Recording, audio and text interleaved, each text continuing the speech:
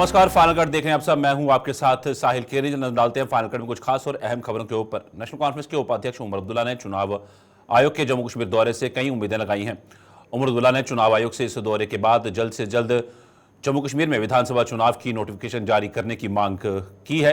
कठुआ में आज पार्टी द्वारा आयोजित एक जनसभा को संबोधित करने के बाद उमर ने पत्रकारों के सवालों के जवाब में चुनाव आयोग से हर एक सियासी दल को एक नजरिए से देखने का आह्वान करने के साथ साथ जल्द से जल्द चुनावों का ऐलान करने का आह्वान किया। उमर अब्दुल्ला ने यह भी आरोप लगाया कि नया जम्मू कश्मीर का जिक्र सिर्फ संसद में हो रहा है, जबकि सच्चाई यह है कि जमीनी स्तर पर नया जम्मू कश्मीर कहीं नहीं दिख रहा है। उमर ने कहा कि सरकार को जम्मू कश्मीर को राज्य का दर्जा हर हाल में वापस लौटाना होगा, क्योंकि सरकार सुप्रीम कोर्ट को यह यकीन दिला चुकी है। सुप्रीम कोर्ट का फैसला आया था 370 के मामले में, उस दिन से हम इन इलेक्शन की तैयारी में लगे रहे। बीच में लोकसभा के इलेक्शन आए, वो भी हमने निपटा लिए। अब असेंबली के इलेक्शन होने हैं। कल election commission of India Jammu Kashmir के 4 रोज़ा जो है दौरे पे यहाँ आएंगे।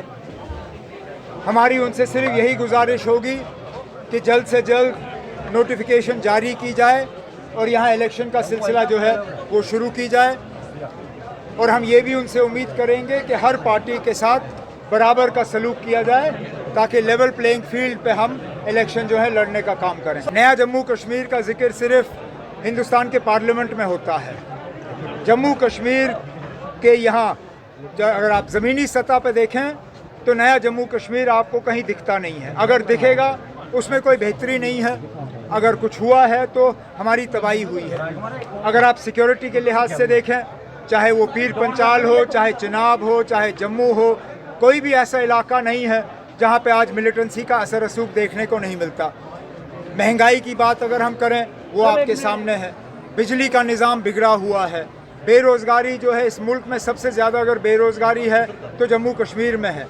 हमसे बहुत सारे वादे किए गए थे 5 साल पहले, लेकिन उनमें से एक भी वादा जो है वो पूरा नहीं हुआ। फिलहाल तो एलजी के पास पावर्स होंगे ही, लेकिन स्टेट हुड वापस देने से ये लोग भाग नहीं सकते। इन्होंने पार्लियामेंट में जो कहा सो कहा। मैं तो उस चीज़ पे जाऊंगा जो इन्होंने सुप्रीम कोर्ट में कहा, क्योंकि बाकी जगह ये शायद सच बोलें ना बोलें, सुप्रीम कोर्ट में ये झूठ बोलने की जुर्रत नहीं करेंगे। और सुप्रीम कोर्ट को इन्होंने यकीन दिलाया है कि इलेक्शन के बाद जल्द से जल्द जम्मू कश्मीर को पूरा, ये नहीं कि वो अधूरा half hearted Delhi model, Pondicherry model, full statehood जो है वो जम्मू कश्मीर को वापस मिलना चाहिए। बांग्लादेश में हिंदुओं पर हो रहे अत्याचार के विरोध में भारत में प्रदर्शनों का सिलसिला शुरू हो गया है। बांग्लादेश में तख्तापलट के बाद वहां बसे हिंदू समुदाय पर लगातार अत्याचार किए जा रहे हैं और मंदिरों का नुकसान भी किया जा रहा है। इसके विरोध में जम्मू में आज राष्ट्रीय बजरंग दल ने जोरदार प्रदर्शन किया। राष्ट्रीय बजरंग दल ने केंद्र सरकार से इस बाबत बांग्लादेश की सेना से संपर्क साधकर वहां बसे हिंदुओं को सुरक्षा प्रदान करने की मांग की।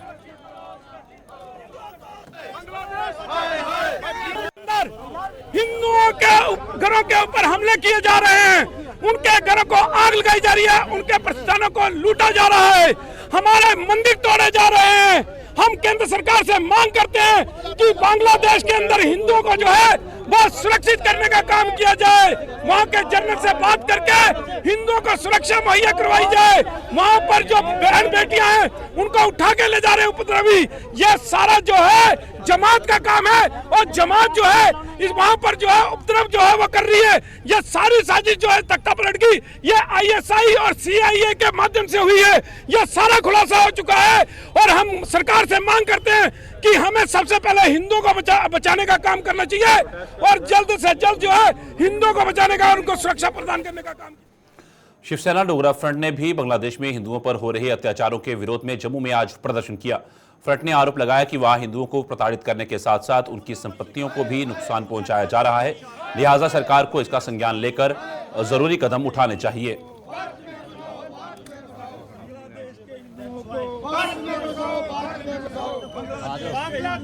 और माननीय मोदी जी आज हिंदुओं के विषय के अंदर बांग्लादेश के अंदर कोई विचार करने का प्रयास नहीं कर रहा। अंधाधुंध जातियां उनके साथ करने का प्रयास किया जा रहा है। सरकार ने, मुझे लगता है, वहाँ पर विजुअल आ रहे हैं। इस्कॉन मंदिर को तोड़ दिया गया, वहाँ पर बाकी मंदिरों को नुकसान पहुँचाने का प्रयास किया गया, इसलिए मैं बड़ा मांग करने का प्रयास करना चाहता हूँ। वहाँ पर मॉल, वहाँ पर एक गायक है, उसके घर को फूंक दिया गया, और सरकार के शब्द क्या है मैं उसमें नहीं जानेगा, लेकिन मैं बड़ा स्पष्ट करना चाहता हूँ कि हिंदुओं को प्रताड़ित करने का प्रयास किया जा रहा है, हिंदुओं को नुकसान करने का प्रयास किया जा रहा है, हिंदुओं की मंदिरों को जलाया जा रहा है, बहु बेटियों की इज्जत को लूटने का प्रयास किया जा रहा है, और हम चुप करके बैठे हुए हैं। श्रीमान मोदी जी, सेफ पैसेज हिंदुओं को दो, हिंदुओं के अलावा कोई नहीं आना चाहिए, और उन सबको बंगाल के अंदर बसाओ। यहाँ पर बहुमत के अंदर दूसरे बांग्लादेशी आकर के बस गए हैं, उनको वहाँ बसाओ, और उनको जो वहाँ प्रताड़ित किया जा रहा है, जो रोंगियाज वहाँ पर हैं, उन सबको बाहर निकालो। जम्मू श्रीनगर हाईवे पर यातायात नियमों को ताक पर रखने वालों को सबक सिखाया जा रहा है। हाईवे पर चलने वाले दो पहिया वाहन चालकों के अलावा अन्य गाड़ियों के चालकों को भी यातायात नियम तोड़ने पर चालान किए जा रहे हैं, और साथ ही साथ उन्हें जागरूक भी किया जा रहा है। हाईवे पर रामबन जिले में ट्रैफिक पुलिस ने यह अभियान शुरू किया है ताकि सड़क हादसों के लिए मशहूर इस जिले में हादसों पर रोक लगाई जा सके।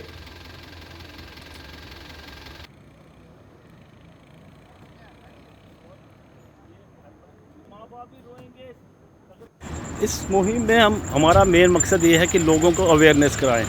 मैंने यहाँ देखा है कि लोगों को अवेयरनेस बहुत कम है कि हेलमेट पहनना, कईयों ने तो हेलमेट साथ में रखी होती है, आपने भी देखा होगा, उनको हमने पहना, हम उनको कहना चाहते हैं कि हमें चालान तो हम करेंगे, चालान से हम एक इन्फोर्समेंट के लिए चालान ज़रूरी है, लेकिन उनको एक मॉरल लेसन देना चाहते हैं कि जो आप कोई भी, मैंने ये देखा शूज़ के बिना नहीं चला रहा था, मैंने उनको ये बोला है शूज़ आपने नहीं पहने हैं, शूज़ पहन के चला रहे हो, शूज़ से इम्पॉर्टेंट आपका सर है, तो हेलमेट पहनिए, हेलमेट के बिना नहीं चलाइए। इसी तरह हम जैसे 4 व्हीलर है, छोटी गाड़ी है, उनको हम सीट बेल्ट के लिए अवेयर कर रहे हैं। ये अपनी पैसेंजर गाड़ी है, उनको हम ज़्यादातर लोगों को भी अवेयर करते हैं कि आप देखिए कि गाड़ी के डॉक्यूमेंट्स पूरे हैं, उन्हीं पे चढ़िए, ऐसी किसी गाड़ी पे मत चढ़िए जिसके डॉक्यूमेंट्स नहीं है, और जो ओवरलोडिंग करता है उसको ओवरलोडिंग पे गाड़ी पे नहीं चढ़िए, और खुद आप अवेयर होंगे तो तभी आप अपने आप को सेव कर सकोगे।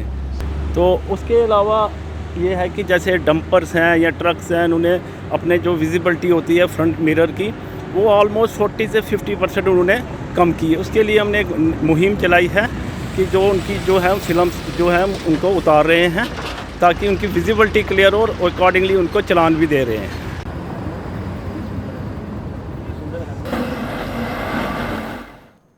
आरएसपुरा में बने महात्मा गांधी पार्क का रंग रूप जल्द बदलने वाला है। इस पार्क का बड़े स्तर पर विकास किया जा रहा है, और इस परियोजना का शुभारंभ आज डीडीसी आरएसपुरा प्रोफेसर गारूराम चौधरी ने पूर्व मंत्री व प्रदेश भाजपा के उपाध्यक्ष श्यामलाल चौधरी के साथ मिलकर किया। इस परियोजना पर 80 लाख रुपए खर्च किए जा रहे हैं, जिसके तहत इस पार्क की सुंदरता को बढ़ाए जाने के साथ साथ इसकी 4 दीवारी का निर्माण भी किया जाएगा।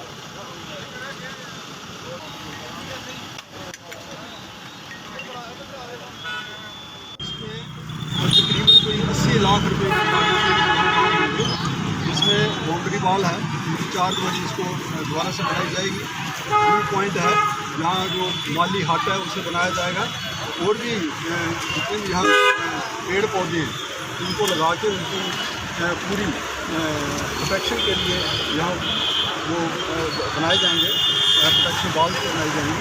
तो मैं समझता हूँ ये बहुत इम्पोर्टेंट काम था। ये पूरे आरएसपुरा की, मैं समझता हूँ कि गांधी पार्क जो है ये एक बहुत ही मुख्य ये काम है हमारे आरएसपुरा टाउन का, जो पूरे आरएसपुरा एरिया पर, और यहाँ जितने भी छोटे मोटे जो काम है, फंक्शन है, वो यहाँ पे करवाए जाते हैं, और सारे शहर का और पूरे एरिया के यहाँ लोग इस पार्क का इस्तेमाल करते हैं, सैर करते हैं, योगा करते हैं।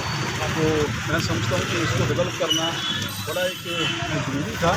तो मैं सभी डिपार्टमेंट के जहाँ जो लोग आए हैं उनका जम्मू इसके आसपास के इलाकों में हुई घंटों बारिश ने जमकर अपना रंग दिखाया। जम्मू शहर के साथ साथ इसके साथ सटे ग्रामीण हलकों में भी सड़क झीलों में तो गलियों में तालाबों में तब्दील हो गई।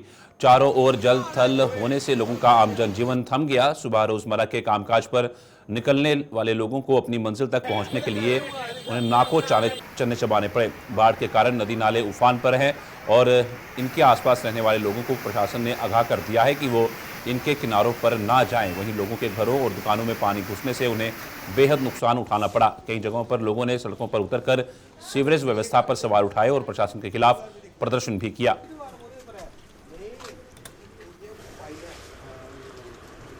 बहुत ही ज़्यादा प्रॉब्लम है। आप कभी पहले आते या देखते तो बड़ी ज़्यादा बुरी हालत थी दुकानदारों की। लोगों की दुकानों के अंदर इतना पानी जा चुका था तो बेचारों ने बाल्टियों से लेके या किसी बर्तन से बहुत बड़ी मुश्किल से निकाला है पानी। और मैं चाहता हूँ कि नहर के पहले नहर में ही चला जाता था जहाँ का सारा पानी। नहर में या तो जगह जगह पे कोई होल हो जाए, सुराख हो जाए। जम्मू स्मार्ट सिटी जो बनने जा रही थी ना, जो मेन बात है, मैं कह रहा हूँ कि जितनी वो बढ़िया उन्होंने सोच कोई रखी होगी मुझे नहीं पता, पर जितनी बुरी हालत आज है ना, मैं कहता हूँ इससे ज़्यादा बढ़िया तो स्मार्ट सिटी तब थी पहले, इस काम से पहले। ये काम करके तो स्मार्ट सिटी का तो बेड़ा ही गर्क करके रख दिया इन्होंने हमारे जम्मू का पूरे इलाके का। बड़े परेशानी हुई साढ़े अंदर पूरे भरोचिए बैड बुड सारे गिले हुए गद्दे गुद्दे फ्रिज में पानी आई जाता सारा। आटे चौले ड्रमियां दिख लो भावें आनियां गिल्लियां चिकड़ होए सारे पानी भरोचिए दा। पानी आया ये नाले दा पिछे भी आर्मी च नाला सारा ते सारा इधर ही कड्ढे दा ते सारा पानी साढ़े अंदर बड़ी है। ये 4-5 घर है साढ़े। हाँ बड़ी परेशानी है। देखो कंधे साड़ियां दरेड़ा भी आई जाए सानू मुश्किल है।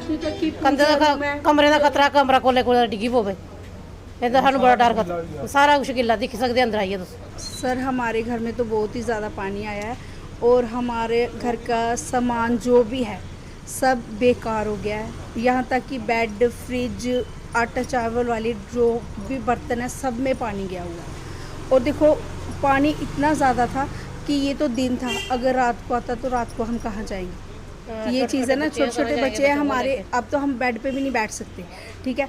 तो अगर दिन को ये हाल है, अगर रात को इतनी बारिश आई तो फिर हम कहाँ जाएंगे, ये चीज़ है ना। तो हम जिनसे भी हमने बात की, कोई भी हमारी सुनवाई कहीं भी नहीं हो रही। देखो गवर्नमेंट को ये देखना चाहिए, हमने कितनी बार बोला है, जब भी कोई भी कॉरपोरेटर आता है या कोई भी आता है यहाँ पे वोटिंग के लिए, हमने सबसे पहले अपना नाला दिखाते हैं, उसके बाद भी वो नाला देखते हैं, कहते हैं हम यही काम करेंगे, बाद में कुछ भी नहीं है। अब देखो ना हमारे लिए कितना मुश्किल है, हम सुबह से 7 बजे से लगे हुए हैं ये पानी निकालने में के लिए और हमारा सामान सारा ख़राब हो गया। हमें तो बड़ी मुश्किल है, या तो नाले का आके कुछ किया जाए। यही समस्या जो पानी बाढ़ का बार बार घरों में जा रहा है। अब आपके माध्यम से ये बताएंगे कि अब हम लोग हिम्मत हार चुके हैं, अब घरों में बैठने की जगह नहीं है। या तो प्रशासन हमें कोई सेफ जगह प्रोवाइड करवाए या फिर ये पुल तोड़ दे, क्योंकि अब अगर ये पुल नहीं टूटा गया तो नेक्स्ट जब भी पानी आएगा लोगों के घर तबाह हो गए हैं, लोग सड़कों पे हैं, लोग अपने घरों में कैद हो गए।